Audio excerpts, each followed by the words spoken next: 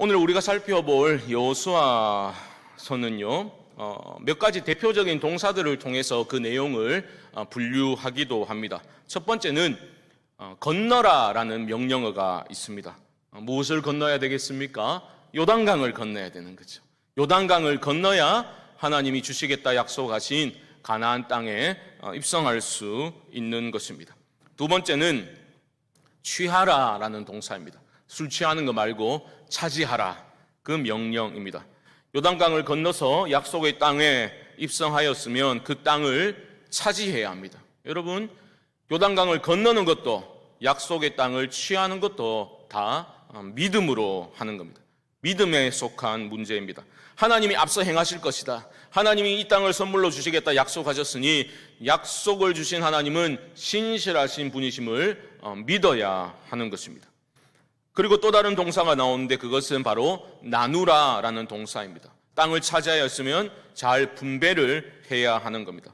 이것도 믿음과 관련된 문제입니다. 사실 땅을 배분하는 문제도 쉬운 것은 아니죠. 왜 그렇습니까? 인간의 욕심이 늘 개입되기 때문입니다. 오늘 본문은 그렇게 욕심으로 인해서 공동체 안에 갈등이 생겨나는 것으로 시작되고 있습니다. 17장 14절 다시 한번 보시죠. 제가 읽습니다. 요셉 자손이 여호수아에게 말하여 이르되 여호와께서 지금까지 내게 복을 주심으로 내가 큰 민족이 되었거늘 당신이 나의 기업을 위하여 한 제비 한 분깃으로만 내게 주심은 어찌함이니까 하니. 무슨 말입니까? 지금 므낫세와 에브라임 지파, 요셉 자식들 아닙니까? 이 두 지파가 와가지고 뭐라고 한 겁니까? 왜 우리는 이렇게 작은 분깃만 줍니까? 땅덩어리가 너무 적다고, 자신들에게 배당된 것이, 배분된 것이 만족스럽지 않다고 불평을 하고 있는 겁니다. 성경 기자는 그들을 굳이 요셉 자손이라고 기록하고 있죠. 요셉 자손은 강력한 그러한 지파 자손들 아닙니까? 그러니까 그들은 우리가 이 정도 위치에 있는데 어찌 이 정도 땅을 우리에게 줄 수 있느냐라고 문제 제기를 하면서 원망과 불평을 늘어놓고 있습니다. 그러자 여호수아가 어떻게 그들에게 대응하고 있습니까? 15절에 보시면 이렇게 답변을 줍니다. 15절, 여호수아가 그들에게 이르되 네가 큰 민족이 되므로 에브라임 산지가 내게 너무 좁을진데 브리스 족속과 르바임 족속의 땅 삼림에 올라가서 스스로 개척하라 하니라. 야, 좁다고 불평하지 말고, 그렇죠? 살림에 가서 개척을 해라, 차지하라, 이렇게 여호수아가 말을 하게 됩니다. 그러자 그들이 이렇게 대답합니다. 16절, 요셉 자손이 이르되 그 산지는 우리에게 넉넉하지도 못하고 골짜기 땅에 거주하는 모든 가나안 족속에게는 벳산과 그 마을들에 거주하는 자이든지 이스라엘 골짜기에 거주하는 자이든지 다 철병거가 있나이다 하니. 한마디로 싫다는 겁니다. 무슨 살림에 올라가가지고 우리가 그것을 차지하라, 그건 넉넉하지도 않을 뿐만 아니라 더 중요한 이유가 뭡니까? 바로 그들은 철병거를 가지고 있다. 지금 무슨 말을 하고 있냐라고, 그들은 못하겠다라고 대답을 하고 있는 겁니다.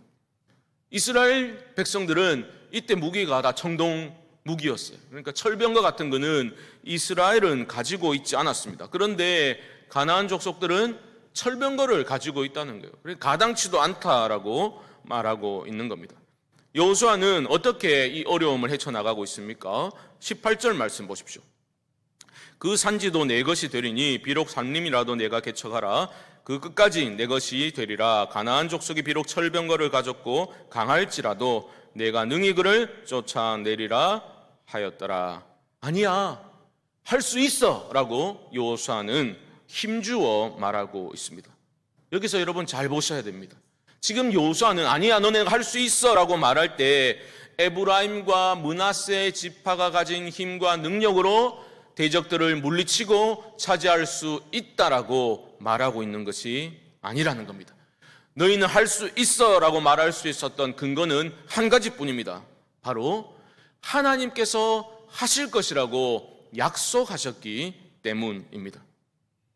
하나님께서 하실 것임을 그들은 믿어야 했던 겁니다.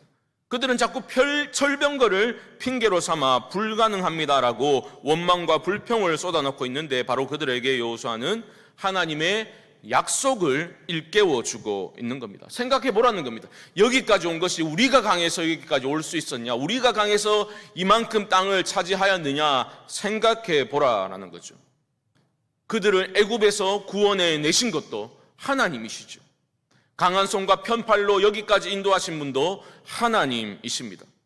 내가 너희들보다 앞서 건너가서 이 땅을 너희에게 주리라, 하나님이 약속을 주셨고 지금까지 하나님은 그 약속을 지켜오셨던 겁니다. 그것을 본다면 너희는 차지할 수 있다. 너희 힘으로 보면 안 되지만 하나님이 하실 것이기 때문이다. 그렇게 힘주어 말하고 있는 겁니다.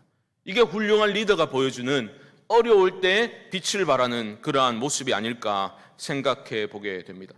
무엇을 해야 될지, 무엇을 붙들어야 되고 의지해야 될지 사람들이 알지 못할 때, 헤매고 있을 때 리더는 무엇을 붙들어야 하는지를 일깨워주는 사람이어야 합니다. 철병거 때문에 안 됩니다라고 말할 때 그것이 아니라 하나님이 하신다, 하나님의 약속을 그들에게 일깨워 주어야 했던 겁니다. 이 전쟁은 어떤 무기를 가졌는가 거기에서 판가름 나는 게 아니라는 거죠. 우리가 하나님의 약속을 신뢰하고 그 약속을 붙들고 믿음의 발걸음을 내디딜 수 있는 그 용기만 있다면 우리가 승리할 수 있다라고, 너희가 이길 수 있다라고 여호수아는 강조하고 있는 겁니다. 여호수아는 이것을 확신하고 있었습니다.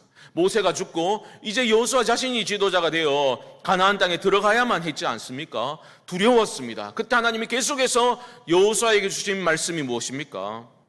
강하고 담대하라. 여호수아에게 강하고 담대하라, 용맹함을 요구하셨죠. 그런데 하나님이 그에게 요구하셨던 용맹함은 무엇입니까? 용기는 무엇입니까? 전쟁에서 힘있게 앞서 먼저 나가서 싸우는 그러한 용맹함의 용기를 요구하셨던 것이 아니죠. 좌로나 우로나 치우치지 말고 하나님의 율법을 지킬 용기, 그 용기 한 가지 하나님이 요구하셨던 것입니다. 여호수아는 그것을 믿었고 그가 믿는 바를 지금 두려움에 떨고 있는 족속들에게 지금 알려주고 있는 것입니다.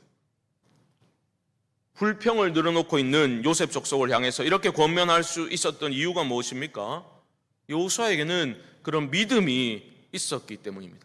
하나님은 반드시, 신실하신 하나님은 반드시 약속을 지키신다. 그것을 굳게 믿고 있었기 때문에 이렇게 말할 수 있는 것이다 라는 거죠. 여러분 어떻습니까?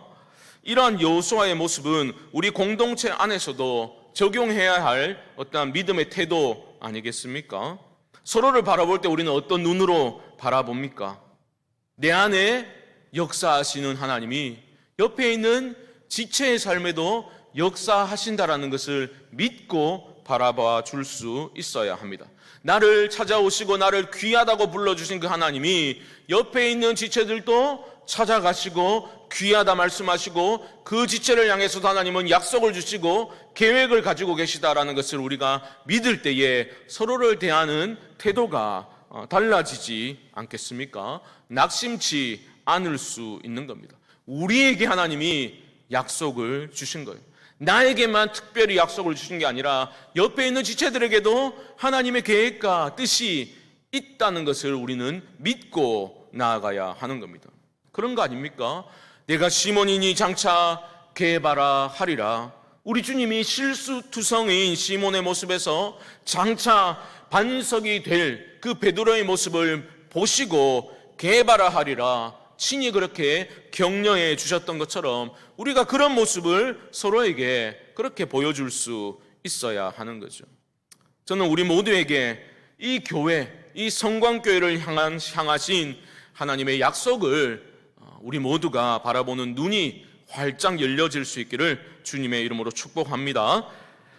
땅 문제로 인해서 일어난 문제를 지금 여호수아는 해결해 나가고 있잖아요. 아니 너희가 할 수 있어, 철병거 있더라도 상관없어, 할 수 있어 라고 말하면서 그 다음 18장으로 넘어가면서 중요한 행동을 하나 하고 있습니다. 18장 1절은 이렇게 말합니다. 이스라엘 자손의 온 회중이 실로에 모여서 거기에 회막을 세웠으며 그 땅은 그들 앞에서 돌아와 정복되었더라. 보십시오. 그전에는 길갈에 회막이 있었거든요. 성막이 있었거든요. 지금 여호수아는 이제 실로로 그 회막을 옮겨서 세우고 있다라고 기록하고 있습니다. 여러분 좀 생각해 보십시오. 약속의 땅을 차지하고 땅을 분배하는 이 마지막 지점에 이르러서 여호수아가 실로에서 다시 회막을 세우고 있다라는 것은 중대한 아주 중요한 의미가 있는 겁니다. 여러분 성막이 뭡니까? 회막이 뭡니까? 하나님의 임재의 상징 아닙니까? 하나님이 임재하시는 것이 바로 회막 아니겠습니까? 무엇을 우리에게 가르쳐주고 있는 겁니까? 받은 땅이 너무 적다고 불평하는 이들에게 필요한 것은 다른 것 아니라 바로 하나님의 충만한 임재입니다. 여러분 우리 삶에 원망과 불평이 넘쳐납니까? 어떻게 해결될 수 있을까요? 내가 요만큼만 가지면, 내가 저 자리에만 올라가면 기쁘고 만족이 있지 않겠나, 행복하지 않겠나, 그렇게 생각되시죠? 그렇지 않습니다. 원망과 불평과 불만족에 시달리는 이들에게 회복되어야 할 것은 다른 조건들이 채워져야 되는 것이 아니라 바로 충만한 하나님의 임재가 회복되어져야 하는 것이죠. 그들에게 필요한 것은 더 강한 무기가 아니라 하나님의 약속을 믿고 그 믿음 위에 굳게 서서 나아가는 용기가 필요했던 겁니다. 그들에게 필요한 것은 더 강한 무기가 아니라 하나님의 약속 붙들고 순종하는 순종이 필요했던 겁니다. 그런데 여러분 생각해 보십시오. 여러분 순종 잘 하시지요? 순종은 어떻게 할 수 있습니까? 하나님의 임재를 경험해야 순종할 수 있는 거예요. 그렇지 않습니까? 하나님이 내 곁에 계시고 나에게 말씀하시고 나를 도와주신다는 건 지금도 나와 함께 하시는 하나님의 임재를 우리가 체험할 때 우리는 기쁨으로 순종할 수 있는 거죠. 저들은 철병거가 있습니다라고 외치던 이들이 무엇을 회복해야 되는 겁니까? 아니, 지금 하나님은 우리에겐 철병거가 없지만 전능하신 하나님이 우리와 함께 하신다. 그 믿음이 그들에게는 회복되어야 했던 겁니다. 하나님이 함께 하신다는 그 하나님의 임재를 그들은 느끼고 체험해야만 했던 것입니다. 사랑하는 성도 여러분, 어려운 때라고 말합니다. 하지만 어려운 때일수록 우리는 지금 여기에서도 우리와 함께하고 계시는 하나님을 발견하고 우리와 함께 하시는 하나님을 더욱 굳게 붙들 수 있게 되기를 주님의 이름으로 축복합니다. 하나님의 임재를 우리는 경험해야 합니다. 기도 가운데, 말씀 가운데, 예배 가운데, 찬양 가운데 하나님의 강력한 임재를 경험할 때에 우리 가운데 쌓여있던 원망과 불평과 근심과 염려는 떠나가고 하나님 주시는 참된 만족과 우리 가운데 믿음이 회복되어지게 될 줄 저는 믿습니다. 우리 하나님은 강하고 크신 분 아니십니까? 그 하나님이 신실하신 분이심을 여러분 믿으실 수 있기를 바랍니다. 여호수아가 정말 훌륭한 리더였던 것은 바로 그가 언제나 어려운 문제가 생기면, 이런 문제가 생길 때 그는 항상 하나님을 찾았다라는 데서 그가 훌륭한 리더인 것을 우리는 확인할 수 있습니다. 여호수아는 하나님의 임재로 공동체가 가득 채워질 때에 공동체가 회복될 수 있다라는 사실을 잊지 않았습니다. 여호수아가 실로에다가 회막을 다시 세운 것도 사실은 하나님의 약속을 기억하고 있었기 때문입니다. 레위기 26장 11절과 12절은 회막에 관해서 이렇게 말하고 있거든요. 제가 한번 읽어드리겠습니다. 내가 내 성막이 회막이죠. 성막을 너희 중에 세우리니 내 마음이 너희를 싫어하지 아니할 것이며 나는 너희 중에 행하여 너희의 하나님이 되고 너희는 내 백성이 될 것이니라.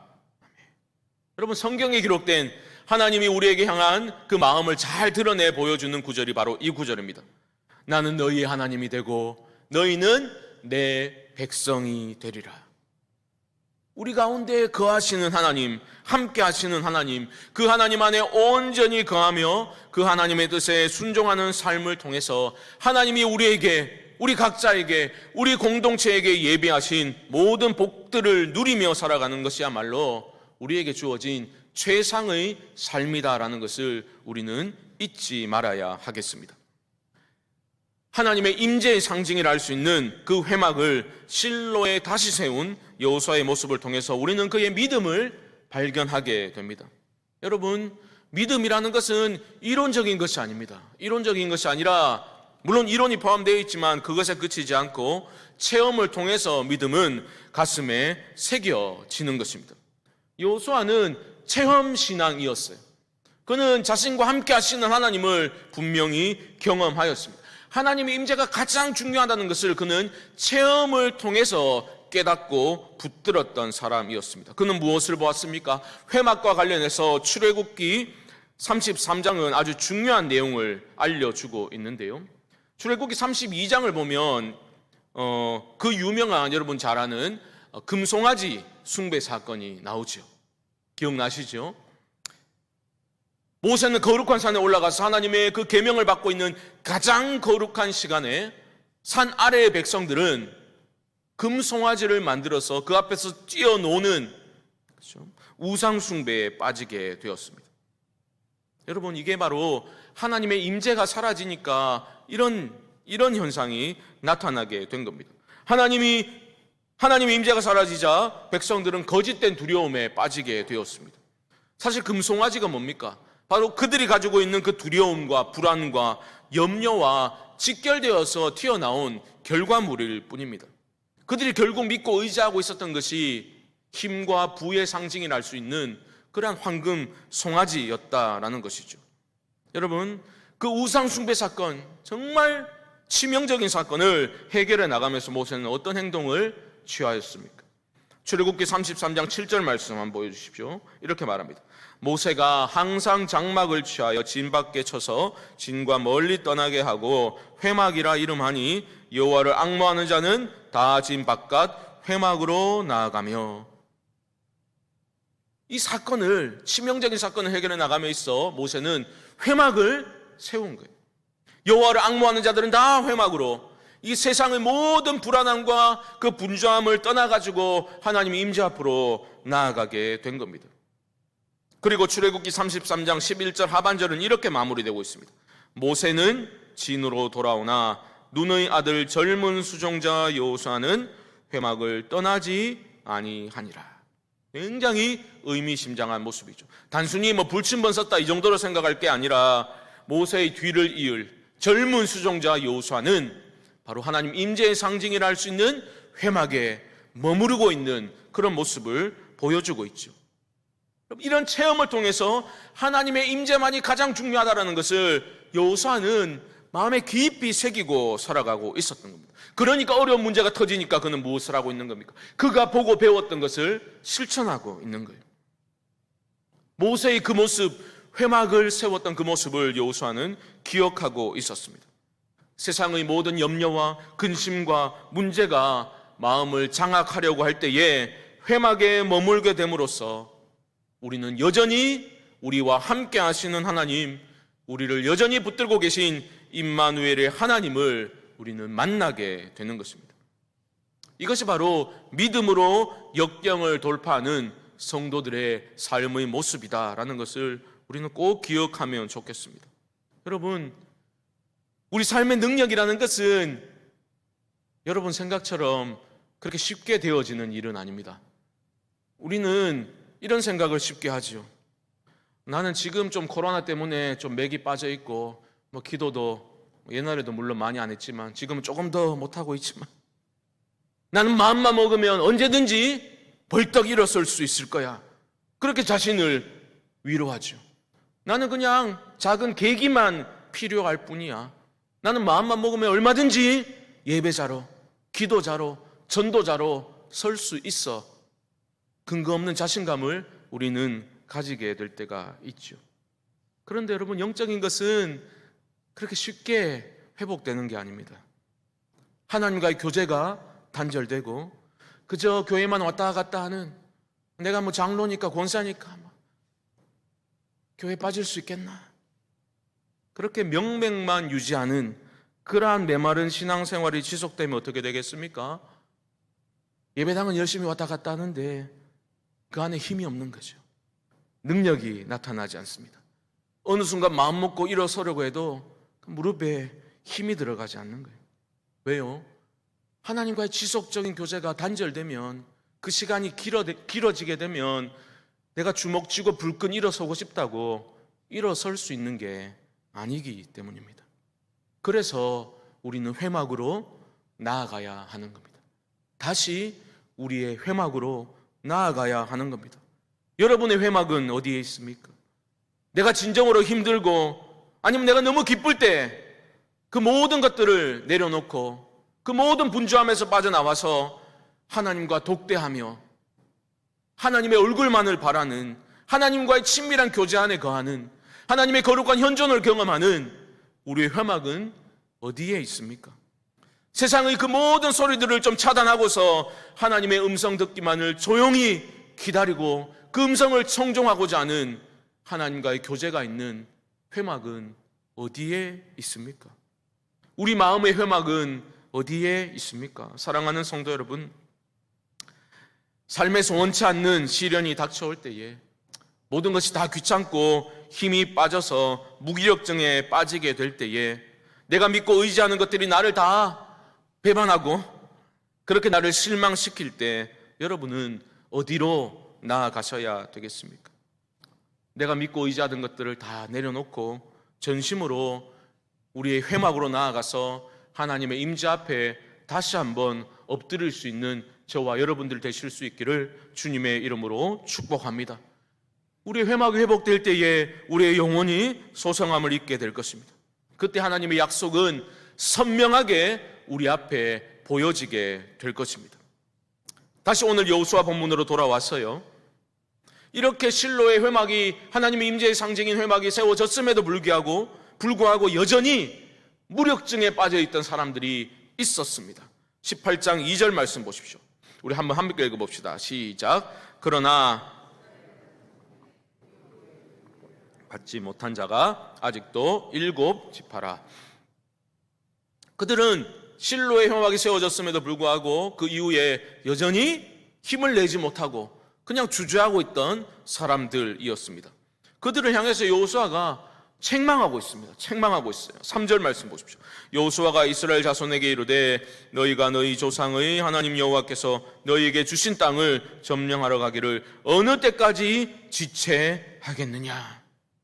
책망하고 있어요. 도대체 언제까지 그렇게 주저앉아 있을 거냐 책망하고 있습니다. 하나님 다 주셨는데 언제까지 그렇게 주저앉아 있을 거냐, 언제까지 그렇게 무력함에 빠져 있을 거냐 여호수아는 책망합니다. 그리고 그들에게 어떤 명령을 합니까? 4절 보십시오. 너희는 각 지파에 3사람씩 선정하라. 내가 그들을 보내리니 그들은 일어나서 그 땅에 두루 다니며 그들의 기업에 따라 그 땅을 그려가지고 내게로 돌아올 것이라. 그렇게 주저앉아 있지 말고 뭐라도 하라는 겁니다. 뭘 하라는 겁니까? 가서 하나님 너희에게 허락하신 땅을 직접 너희가 두루 다니며 직접 너희 발로 밟아보고 그 땅을 지도를 그려오라는 거예요. 그려오라는 거예요. 결국은 그들은 주저하고 있던 몸을 일으켜서 그 명령에 순종하게 됩니다. 그리고 오늘 본문의 마지막 절인 10절을 보시면 이렇게 말하고 있죠. 여호수아가 그들을 위하여 실로의 여호와 앞에서 제비를 뽑고 그가 거기서 이스라엘 자손의 분파대로 그 땅을 분배하였더라. 실로에서, 그러니까 하나님의 임재가 있는 실로의 회막에서 제비 뽑기를 합니다. 그리고 그들이 직접 그려온 그 땅의 지도를 보고서 그렇게 땅을 분배하게 되었습니다. 왜 굳이 이렇게 했을까요? 왜 이 말씀은 기록되었을까요? 우리에게 무엇을 교훈하고 있습니까? 순종이 중요하다는 것을 가르쳐주고 있는 거예요. 신앙은 마음으로 머리로 하는 게 아닙니다. 지식으로 하는 게 아닙니다. 신앙은 몸으로 삶으로 하는 거예요. 내 생각이 어렵다고 하나님이 영광 받으시는 게 아닙니다. 생각에 그치면 안 됩니다. 순종은 몸으로 삶으로 하는 겁니다. 그것을 가르쳐주고 있는 거예요. 약속된 축복을 하나님이 이미 주시겠다 약속하셨습니다. 그것을 나의 것으로, 우리의 것으로, 개인적으로, 공동체적으로 하나님이 예비하신 복들을 누리기 위해서는 우리의 순종이 필요한 거죠. 여러분, 성공과 승리는 그냥 주어지는 것이 아니라 믿음 위에, 믿음으로 그 약속 위에 굳게 서서 한 걸음 순종의 발걸음을 용기 있게 내디딜 때 주어지는 것이다. 여러분, 꼭 기억하실 수 있기를 바랍니다. 순종으로 받아 누리게 되는 겁니다. 말씀을 정리해 보겠습니다. 사랑하는 성도 여러분, 먼저 우리 안에 있는 두려움이 이 밤에 우리가 기도할 때 떠나가도록 그렇게 여러분 하나님께 간구하시기 바랍니다. 저들은 절병거가 있습니다. 지금 코로나 상황인데 세상은 이렇습니다. 주저앉을 것이 아니라, 현실 분석만 하고 앉아 있을 것이 아니라 우리에게 약속 주시고 이곳에 주님의 몸된 교회를 세우신 하나님의 마음을 알기를 그렇게 간구하시기 바랍니다. 우리에게 원하시는 것이 무엇인지를 하나님께 이 밤에 여쭈어 보시기 바랍니다.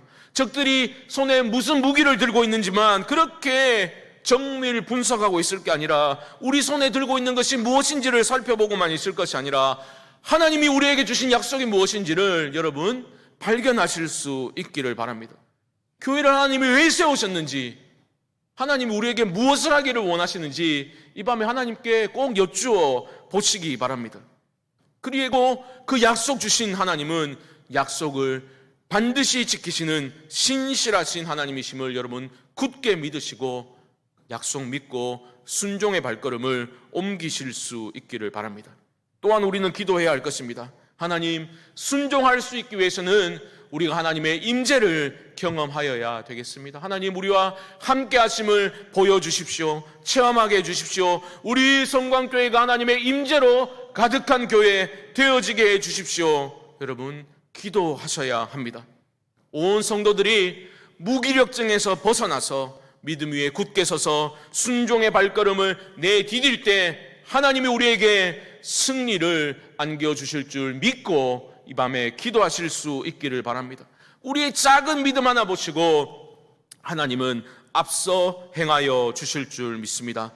그런 하나님의 임재로 충만하여져서 어떤 상황 속에서든지, 그 상황이 아무리 힘들고 어렵다 할지라도 약속을 지키시는 그 하나님, 신실하신 하나님을 붙들고 우리가 함께 용기 있게 전진하며 나아갈 수 있는 이 하반기가 되어지기를 주님의 이름으로 간절히 축원드립니다.